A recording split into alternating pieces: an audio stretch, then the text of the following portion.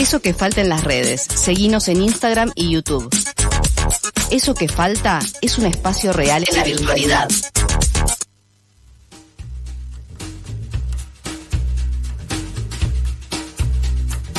Seguimos en este programa, son las 13:34 y esta cortinita así medio de sillón, ¿no? Le podemos decir, nos indica que ya está en comunicación con nosotras nuestra queridísima Corina Rodríguez Enríquez, porque ya llega en eso que falta o sobra, esta columna sobre economía que nos viene a aclarar situaciones y también proponer otras formas de ver la economía del país y de las regiones. Todo esto para decir a Cori, hola Cori, ¿cómo estás? Hola, ¿cómo están? Muy bien, te extrañamos un montón. Quiero primero empezar la columna diciéndote eso y después, bueno, vayamos a la otra parte que tiene que ver con lo que nos adelantabas y que también adelantábamos a la gente que nos está escuchando sobre el tema es la Conferencia Regional de Mujeres de América Latina, ¿verdad? Exacto, y yo también aclaro que extraño mucho poder pasar por ahí, pero ya va a suceder. Bueno. Sí, quería contarles de la Conferencia Regional de la Mujer de América Latina y el Caribe, que es un evento que se hace cada 3 años, organizado por agencias de Naciones Unidas. Las dos que lideran el proceso son CEPAL, la Conferencia Económica para América Latina y el Caribe, y ONU Mujeres, en la Regional de América Latina.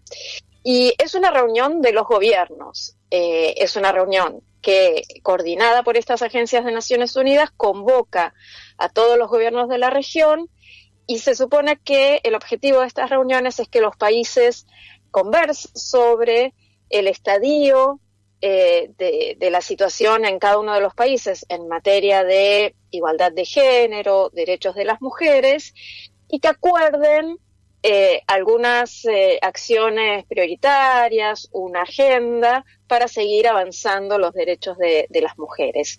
La Conferencia Regional de la Mujer previa se había realizado justamente en Buenos Aires en diciembre del 2022 y esta acaba de suceder hace 2 semanas en la Ciudad de México.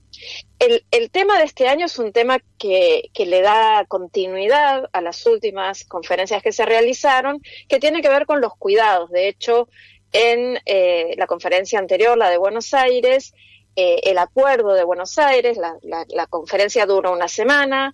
Durante esa semana los gobiernos conversan entre sí, discuten y la conferencia cierra con la presentación de un documento que se suele nominar como consenso. El de diciembre del 2022 fue el consenso de Buenos Aires. Este nuevo es el consenso de Tlatelolco, que es la zona de la Ciudad de México donde sucedió la conferencia, y lo que les decía es que el consenso de Buenos Aires había instituido esta aspiración de avanzar hacia la sociedad del cuidado. Con esta narrativa se viene impulsando la agenda de los cuidados en la región, y esta conferencia, y es lo que el desarrollo central del acuerdo de Tlatelolco, va hacia un paso más, y de hecho el documento que dio base a toda la discusión se llamó La Sociedad del Cuidado, Gobernanza, Economía Política y Diálogo Social para una Transformación con Igualdad de Género.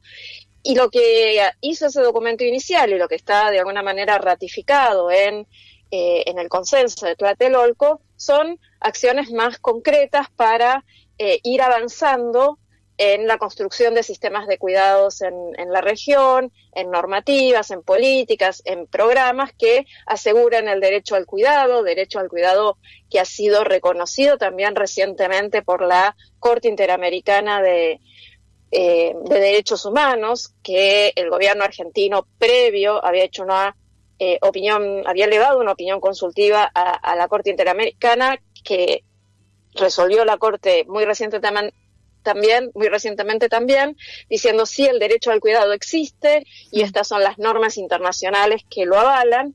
Entonces, todos estos son avances en el mismo sentido, ¿no? Hay un derecho al cuidado reconocido, hay un consenso de Tlatelolco firmado por todos los países que participaron de la conferencia que dicen tenemos que ir avanzando en estas acciones para que ese derecho al cuidado sea efectivamente garantizado. Entonces yo quería traer la novedad de que había sucedido esta conferencia, de que existe este nuevo consenso de Tlatelolco que está disponible en internet y quien quiera lo puede leer en más detalle, que declara además la década de acción 2025-2035 en América Latina y el Caribe para acelerar el logro de la igualdad sustantiva de género y la sociedad del cuidado mediante transformaciones en los ámbitos político, económico, social, cultural y ambiental. Okay. Y lo que quería comentar, trayendo esta novedad, es qué pasó con Argentina en esta conferencia y cómo viene la situación en materia de políticas de cuidado particularmente, en el contexto de las políticas de género más en general, para ver qué tan alineados y alineadas estamos con el consenso de Tlatelolco. Sí, pensaba en esto, Cori, te interrumpo un segundo, del carácter vinculante de este tipo de reuniones, ¿no? ¿Cuál es la relación que se establece realmente entre lo que se puede acordar acá y después lo que termina gestionando o administrando los gobiernos? Y creo que es un poco lo que venís a plantear, ¿no? Como podemos decir, no, es una agenda. Este instrumento no es una convención, ¿no? No es como la CEDAW, que es la Convención para la Eliminación de toda forma de violencia contra las mujeres, o tantos otros acuerdos internacionales, o como los protocolos que saca la OIT y demás, okay, que son instrumentos vinculantes. Vinculantes quiere decir que cuando el gobierno los firma, está obligado a efectivamente llevar adelante las acciones que ese convenio, esa regulación, ese acuerdo establecen. Estos consensos no son instrumentos vinculantes, okay, pero son instrumentos, primero, que expresan cierta predisposición de los gobiernos a avanzar en cierta línea, y sobre todo lo que ofrecen estos consensos son lo que se llama lenguaje acordado, es decir, una forma de referirse a los problemas, una forma de establecer cuáles serían los mecanismos para avanzar en la resolución de esos problemas, acordados entre los gobiernos, que se supone que tienen consenso en torno a eso, y que si bien no podemos llevar al gobierno de Argentina a la Corte Internacional de la Haya o a la Corte Interamericana de Derechos Humanos y litigarlo si no lo cumple, es un instrumento de advocacy, de incidencia, okay, que la sociedad civil puede usar para presionar a los gobiernos para que se alineen con estos consensos y que además muestran acuerdos regionales, son consensos. Todo lo que se escribe en estos documentos está acordado por la totalidad de los países, que en algunos casos algunos países pueden hacer alguna reserva, diciendo, bueno, yo acuerdo y apoyo este consenso, pero en tal párrafo hago este reparo. Muchas veces hay países que hacen salvedades en temas vinculados con salud sexual y reproductiva y de derechos reproductivos, que suelen ser los temas más controvertidos. En materia de cuidados hay un consenso muy extendido en la región del que Argentina ha participado hasta este gobierno. Okay. ¿Y ahora Argentina qué hizo? O sea, ¿aceptó el consenso este? Buenísima la pregunta, porque ¿qué hizo Argentina frente a la conferencia? ¿Se les ocurre? Yo creo que sí, pero voy a seguir pensando en que quizás, no sé, se equivocó. Poniendo un poco de suspenso. Bueno, Argentina no fue a la conferencia. No hubo comitiva de Argentina presente en la conferencia, es la primera vez que esto sucede, o sea, estaba el asiento y la banderita de Argentina y no había nadie sentado allí. Argentina no participó por primera vez en la conferencia y por lo tanto no firmó y ratificó el consenso, lo cual no quiere decir que no se puede usar. Okay. Justamente porque no es vinculante y la firma en última instancia no es tan relevante, sí se puede usar como herramienta de la sociedad civil diciendo hay un consenso regional, la región está yendo para aquí, el gobierno argentino debería alinearse. Bien. No es de esperar que el gobierno argentino No. vaya a hacer nada receptivo a este tipo de incidencia, pero yo creo que sí nos deja una herramienta que cuando cambie el gobierno y cuando cambie un poco el clima de época, vuelve a ser una herramienta útil. Argentina está en este momento exactamente en la dirección contraria. Como digo, no hubo comitiva oficial argentina. En la conferencia sí hubo representantes de la sociedad civil. Incluso el rumor a los pasillos era menos mal que no está Argentina, Sí. oficialmente, Para hacer porque eso papelones. facilitó el consenso. Porque Argentina, con la posición que tiene el gobierno actual de Argentina, hubiese sido un estorbo justamente a los acuerdos mayoritarios que sí se establecieron. Muy rápidamente, si tengo unos minutitos más, me gustaría decir por qué, o fundamentar por qué afirmo que Argentina está en este momento yendo a contramano del consenso de Tlatelolco y del consenso de Buenos Aires y de todos los consensos anteriores. Argentina está yendo a contramano de la región entera. Incluso, el acuerdo de Tlatelolco fue firmado incluso por gobiernos, por países que tienen gobiernos que podemos calificar como no progresistas. Sí. Entonces, Paraguay firmó el consenso. Perú firmó el consenso. No es un consenso de Lula, Boric y Petro. Claro. Es un consenso y los países centroamericanos, muchos de los cuales tienen gobiernos autoritarios, gobiernos conservadores, y los del Caribe han firmado este acuerdo. Argentina no lo firmó, y además lleva adelante una política que va exactamente a contramano de esta propuesta de la sociedad del cuidado. En políticas de cuidado hay 2 o 3 cosas centrales. La primera es, Argentina, con el nuevo gobierno, una de las primeras cosas que hizo fue disolver la institucionalidad de género. Argentina no tiene más un ministerio de las mujeres, género y diversidad, pero no tiene tampoco ninguna institucionalidad. No dejó ni una secretaría. Lo que hubo fue una disolución de la institucionalidad de género y el traspaso de los programas de esta institucionalidad a la órbita, fundamentalmente, del Ministerio de Capital Humano. Y lo que ha habido es un proceso de desmantelamiento, de eliminación y de desfinanciamiento de la mayoría de las políticas de cuidado. Y en este sentido, en 2 minutitos quería traer alguna de la evidencia que recopila la Mesa Intersectorial La Cocina de los Cuidados. La Cocina de los Cuidados es una iniciativa de varios sectores de la sociedad civil, fundamentalmente, que vienen produciendo unos informes de monitoreo, y el último, salido hace relativamente poco, nos da algunas pistas o nos da sustento a esta afirmación que estamos haciendo. El último informe de la Cocina de los Cuidados dice que en 18 meses de gestión de este gobierno, en 1 año y medio, solo queda vigente el 8% de las políticas de cuidado que había a fines del 2023. De 50 políticas de cuidado identificadas por esta mesa intersectorial, solo quedan 4 en plena vigencia.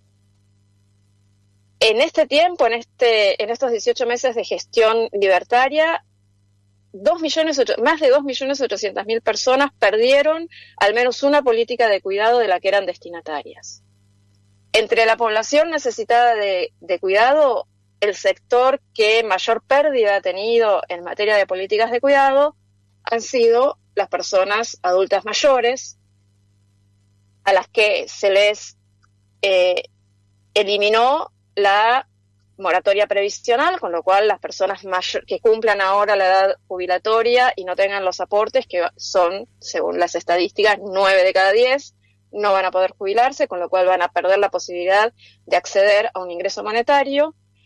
Y además, las personas mayores vieron sustantivamente reducida la cobertura de salud del PAMI, particularmente en lo que hace a el acceso a medicamentos.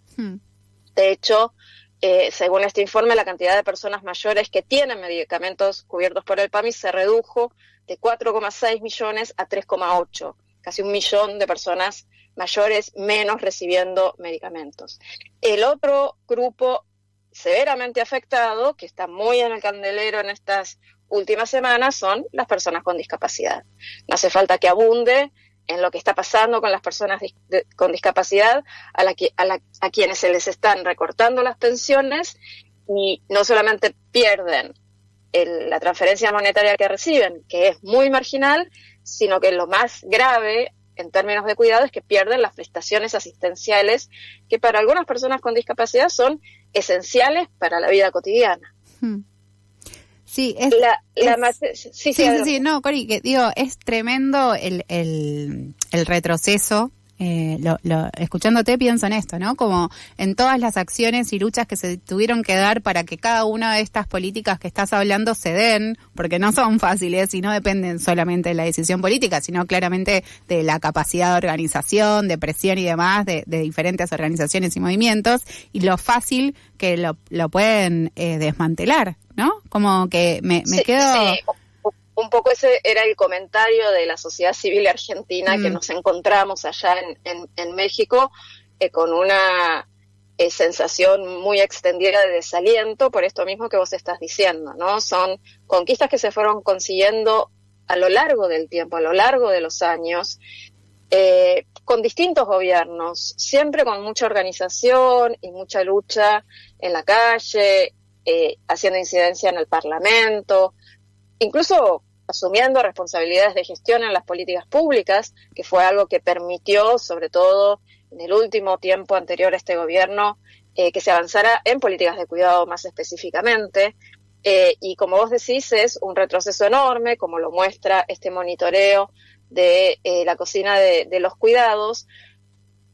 Es muy grande y es muy rápido. O sea, en 18 meses se han destruido, hay programas que directamente se desmantelaron completamente. Yo mencionaba la moratoria previsional, pero también se desmanteló el programa ProHuerta y de agricultura familiar, se desmanteló el Plan 1000 días, se desmanteló el programa de prestaciones de cuidado para personas LGBTI, y hay una clara animosidad de este gobierno contra ciertas dimensiones específicas de los derechos de las mujeres y de las diversidades, porque programas que sin haberse eliminado han sufrido mucho recorte y están bajo mucha presión son la educación sexual integral, la interrupción voluntaria del embarazo y la distribución de métodos anticonceptivos, porque sabemos que este gobierno tiene una animosidad particular con los derechos sexuales y reproductivos de las mujeres y las diversidades.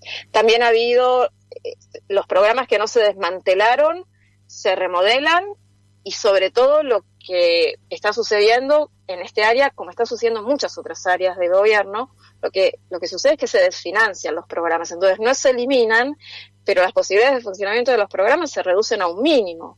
Y eso ha pasado con los programas que tienen que ver con los comedores comunitarios, con las organizaciones comunitarias y los servicios de cuidado que brindan a nivel comunitario, que son una pata clave de la organización social del cuidado, y todo lo que tiene que ver con infraestructura de cuidados para la primera infancia. Se han interrumpido porque, bueno, esto forma parte de la lógica con la cual este gobierno se aproxima a la cuestión de la obra pública. Todas las obras que había proyectadas para fortalecer la infraestructura de cuidados para la primera infancia fueron interrumpidas. Su presupuesto es cero. Entonces, en efecto, estamos, como vos decís, en una situación de enorme retroceso, y que va a ser, cuando cambie un poco el ciclo, bastante difícil de reconstruir. Sí.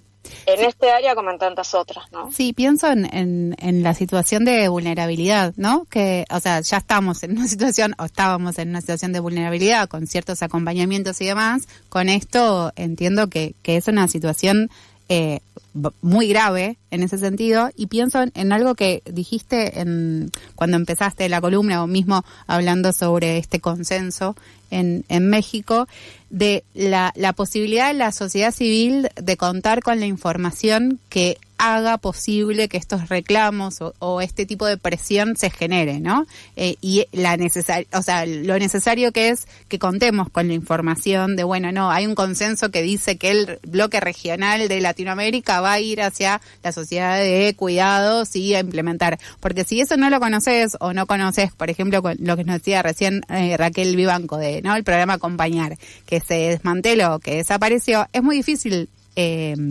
reclamar, ¿no? Entonces, totalmente. Como que ahí hay un punto de decir, bueno, empecemos a compartir la información, de ver de qué forma accedemos también, porque es verdaderamente una herramienta para que no se lleven todo, ¿no? Totalmente, por eso quería traer esta experiencia. La Conferencia Regional de las Mujeres es una institución muy establecida en la que, insisto, participan todos los países de la región a nivel de los gobiernos.